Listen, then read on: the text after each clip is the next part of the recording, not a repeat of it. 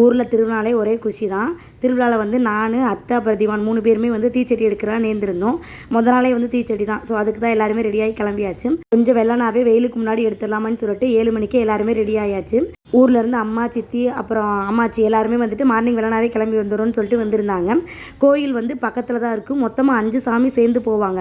தூரமும் கொஞ்சம் அதிகம் தான். முத எடுக்கிறனால பயமாக வேற இருந்துச்சு. நல்லபடியாக எடுத்துகிட்டு போய் அம்மனுக்கு செலுத்திடுவோமான்னு சொல்லிட்டு நல்லபடியாகவே கொண்டு போய் செலுத்தியாச்சு. 2-3 நாளே வந்துட்டு ரிப்ளை யாருக்குமே பண்ண முடியல. நிறையா பேர் கமெண்ட்லேயே சொல்லியிருந்தீங்க ரிப்ளை பண்ணுன்னு சொல்லிட்டு.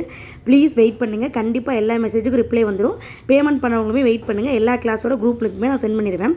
திருவிழானாலே வேலை அதிகமாக இருக்குன்னு எங்கள் அத்தை சொல்லிகிட்டே இருந்தாங்க. மார்னிங் எழுந்திரிச்சு எல்லாருக்கும் இட்லி, சட்னி எல்லாமே அரைச்சிருந்தாங்க. மதியானத்துக்கு அதே மாதிரி ஆட்டுக்கறி, கோழிக்கறி எல்லாத்தையுமே ரெடி பண்ணியிருந்தாங்க. நமக்கு தெரிஞ்ச ஒரே வேலை 65க்கு மசாலா போடுறது மட்டும்தான். அது மட்டும் தான் ரெடி பண்ணியிருந்தேன். மற்றபடி மட்டன் குழம்பு வச்சு மட்டன் கிரேவி, அப்புறம் சிக்கன் கிரேவி, முட்டை எல்லாத்தையும் சூப்பராக எல்லாத்தையும் ரெடி பண்ணிட்டாங்க. அந்த சிக்கனை மட்டும் பொரிச்சிரியாமான்னு கேட்டிருந்தாங்க. சரி, அதை நம்ம வேலைன்னு சொல்லிட்டு ரெடி பண்ணியாச்சு. இல்லை, மொத்தம் 3 நாள் திருவிழாங்க. 3ஆம் நாள் தான் வந்துட்டு அம்மனை பூஞ்சோலை கழிச்சிட்டு போவாங்க. 3 நாளுமே ஆடல் பால் இருக்குன்னு சொல்லியிருந்தாங்க.